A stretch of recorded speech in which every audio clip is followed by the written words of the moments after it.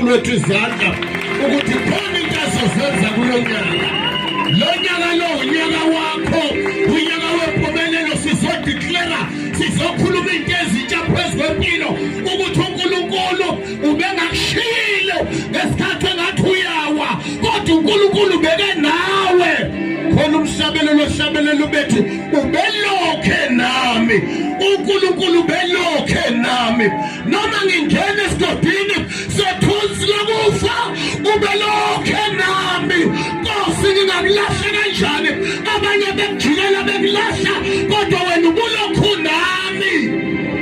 Inhliziyo ehlanzekile, khona into eyenzeka inhliziyo mayihlanzekile. Lithi iBhayibheli uyakwazi ukubona, kodwa owethu uNkulunkulu akabonwa ngamehlo, kodwa ubonwa ngenhliziyo. Lithi iBhayibheli namuhla, blessed the pure in heart because they shall see God.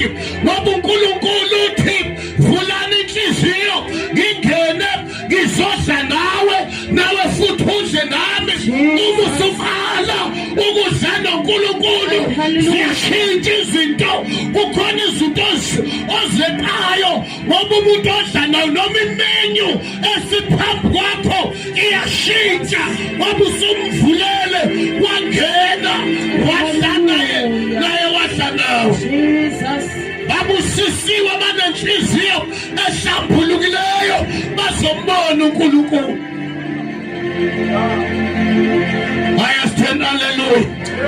Lithi iBhayibheli impilo ifika ayibonwa ngamehlo enyama, ibonwa ngamehlo enhliziyo. Impilo isihlasela ibonwa yiwo ama-intercessor. Angithi uyasho umzalwane uthi impilo ayiqala khona iqala la.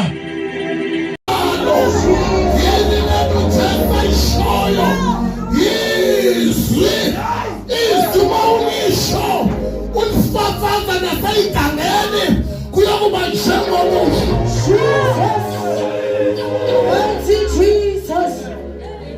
Abantu abazwizwi lithi iBhayibheli yithi oligcinayo iSlamu nezwi liyomgcina insukwini eyinzima ebabayo. Abakhona insuku ekhona ikhabhinethi yakhe siyayiconfuse.